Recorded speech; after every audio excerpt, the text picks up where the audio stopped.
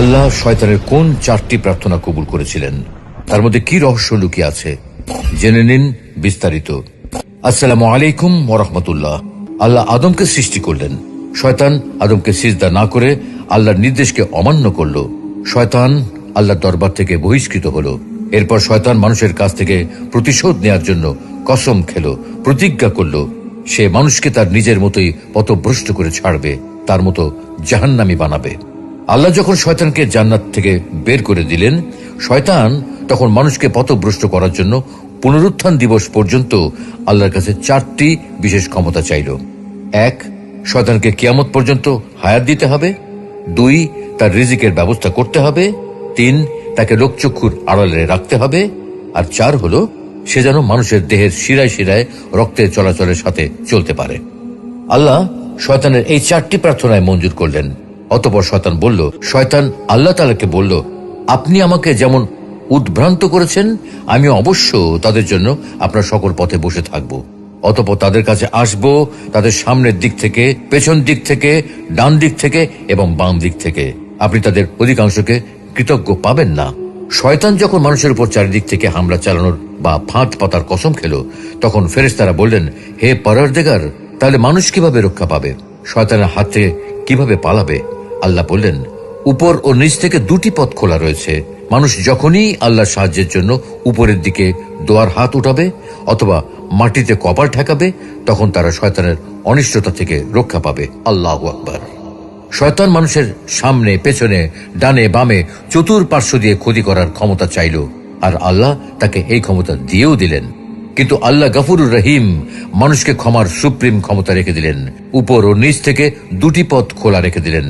Guarantee দিয়ে বললেন, বান্দার গুনার পরিমাণ সমুদ্রের ফেনারাশির সমান হলেও বান্দা নিজের ভুল বুঝতে পেরে পাপের অনুশোচনা করে আল্লাহর কাছে ক্ষমা চাওয়া মাত্রই আল্লাহ তার সব গুনাহ মাফ করে দেবেন।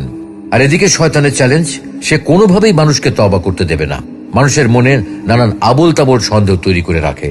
এই করছি করে সময় পার করে দিয়ে মানুষকে তওবাবিহীন অবস্থায় তার সাথে জাহান্নামে নিয়ে যাবে।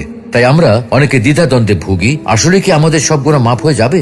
উত্তরে আল্লাহ বলেন, বলে দাও, হে আমার বান্দারা, যারা নিজেদের উপর অবিচার করেছো, আল্লাহর রহমত থেকে নিরাশ হয়েও না। তোমরা তোমাদের পালনকর্তার নিকট ক্ষমা প্রার্থনা করো, নিশ্চয়ই তিনি অত্যন্ত ক্ষমাশীল। আসলে কি আমাদের সব গুনাহ মাফ হয়ে যাবে?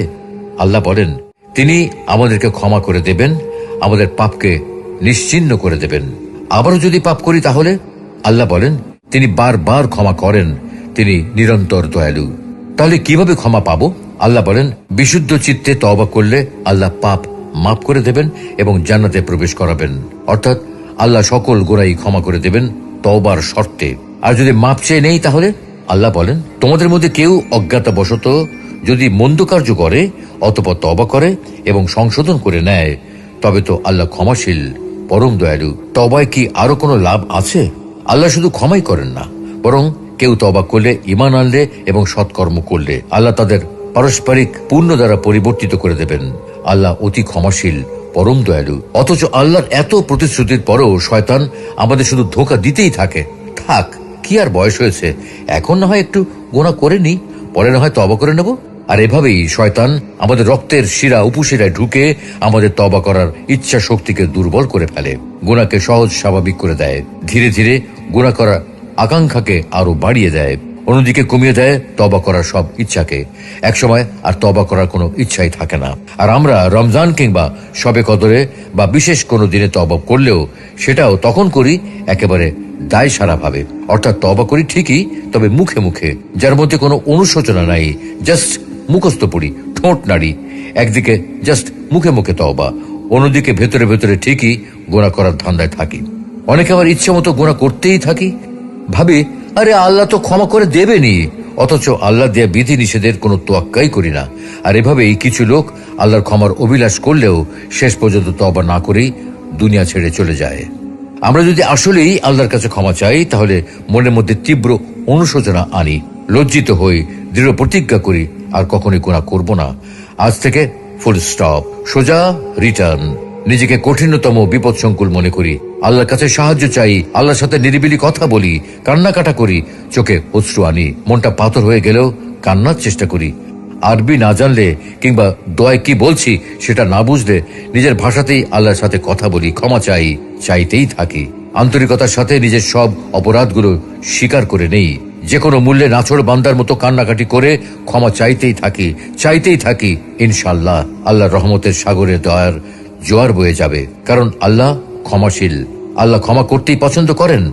আর আল্লাহ তো সর্বদাই অপেক্ষমান আমাদের তওবা মঞ্জুর করার জন্য। আর আল্লাহর চেয়ে শ্রেষ্ঠতম ক্ষমাশীল আর কে আছেন?